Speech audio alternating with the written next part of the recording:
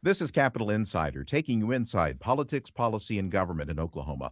I'm Dick Pryor with Quorum Call publisher Sean Ashley. And our guest is the Chief Executive Officer for the Oklahoma State System of Higher Education, Chancellor Sean Burrage. And we're so glad you could join us. Well, thank you for having me.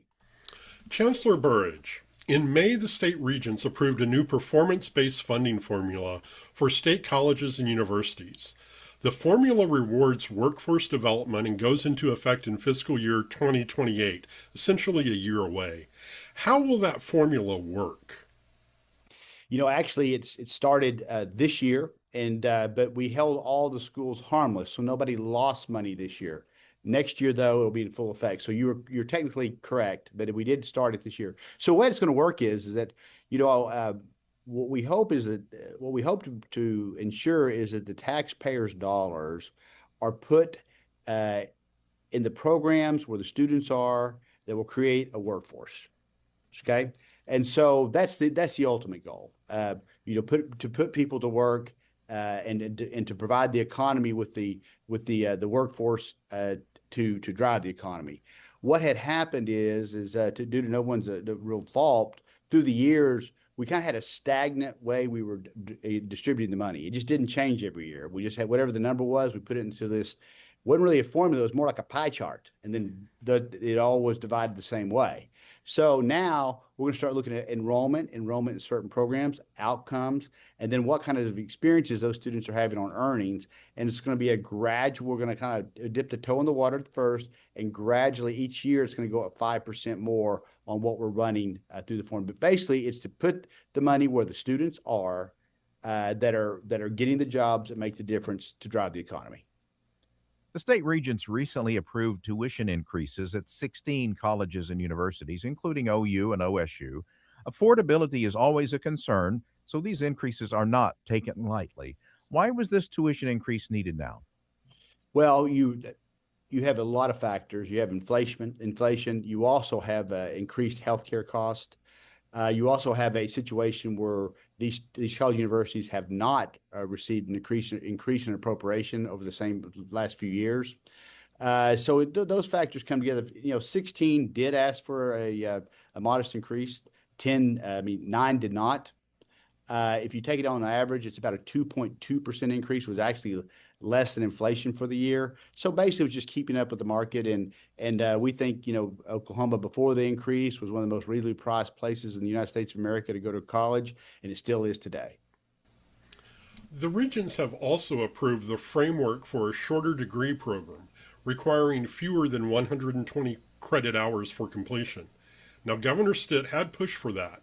How are those degree programs going to work? Okay, well, that's a really good question. I get that question a lot. So they're called different things. They've called them sub 120 credit hour degrees, reduced credit hour degrees. Some places they're called applied bachelor's degrees. But basically, it is a bachelor's degree that you can obtain with about 90 hours of credit versus the traditional 120. Now, that's not going to be for every degree. And in fact, right now, there are no 90-hour degrees that have been approved by the Oklahoma State Regents for Higher Education. But a framework has been approved by where a college now can come to the state regents and ask for it to be approved under certain conditions. Okay, first of all, you have to prove that the learning outcomes will be the same. You have to prove that you have the same academic rigor, and then you have to show that there is a workforce need. That when this student gets this degree, they're going to have a job. And that the people on the other end of this formula, the people that are hiring, the employers are saying, we want these students, we'll take these students. So it's not going to be a catch-all. It's not going to apply to all. I think you're going to start seeing a few of them roll out slowly as because in some cases they're controversial. Some people say it cheapens a bachelor's degree. That is not what it's meant to do. This is meant to have more people in the state of Oklahoma with bachelor's degrees that can fill the jobs we need. Just a side note, in Oklahoma, we have 29% of our population that has a bachelor's degree or higher, which, doesn't sound too bad. And if you live here, that sounds about right. Here's the problem. The national average is 37% of the citizens of the state have a bachelor's degree or higher. Now, I don't believe we're any less intelligent than any other state. I think, in my opinion, we're more intelligent. But what the problem with that statistic is when businesses or corporations or whoever is looking at where to locate a business, they want to know how healthy and how educated your workforce is. When you start off at a 8% deficit there, and if that were an election, you've just lost it in a landslide. We need to get that number up to make us more competitive. The Oklahoma's Promise Scholarship Program has seen a dramatic surge in applications this year, up almost 50% from 2025. Why is that happening?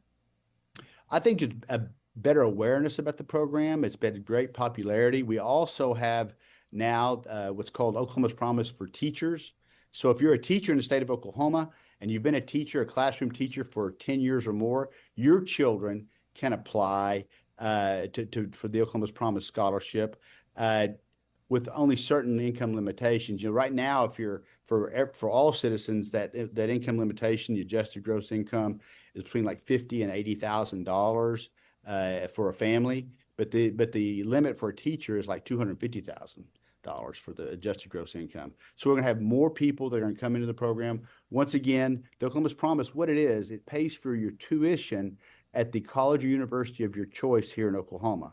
It does not pay for your fees. It does not pay for your room and board, but it pays for your tuition. And I think more and more people are seeing the value of this scholarship program.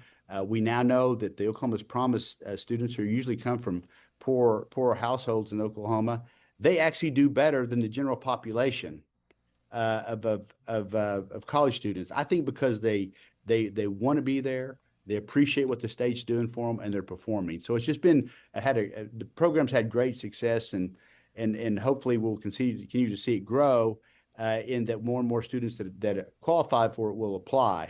Now, you also hope that as the adjusted gross income of the state grows up, maybe fewer people will qualify because we're all making more money.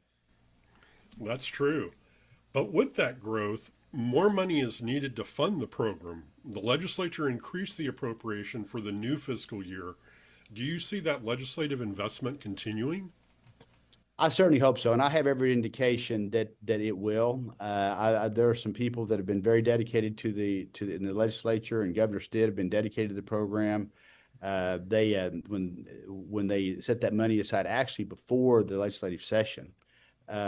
So I think they will. I mean, you just saw just this last year, you had I think it was in 2025 session, they approved teachers, the Oklahoma Promise for Teachers. So, and I've seen there's been bills out to Capitol to try to expand the program even more. So I see a real commitment to the Oklahoma Promise program. I tell people people sometimes folks will say, well, that we don't like what you're doing in higher education. You hear that from time to time. And I like what we're doing in higher education. We're making a difference. But if you talk about two things in Oklahoma, everybody likes Oklahoma's Promise, right? And everybody likes the fact that we cover the tuition for concurrent enrollment for juniors and seniors to take college courses. Those are two things that everybody seems to agree are really valuable programs here that we administer here at the state regents. Chancellor Sean Burrage, thank you so much for being with us today on Capital Insider. It's my pleasure. For more information, go to quorumcall.online. You can find video of Capital Insider segments on the KGOU YouTube channel. Audio and transcripts are at kgou.org. And look for Capital Insider where you get podcasts. Until next time with Sean Ashley, I'm Dick Pryor.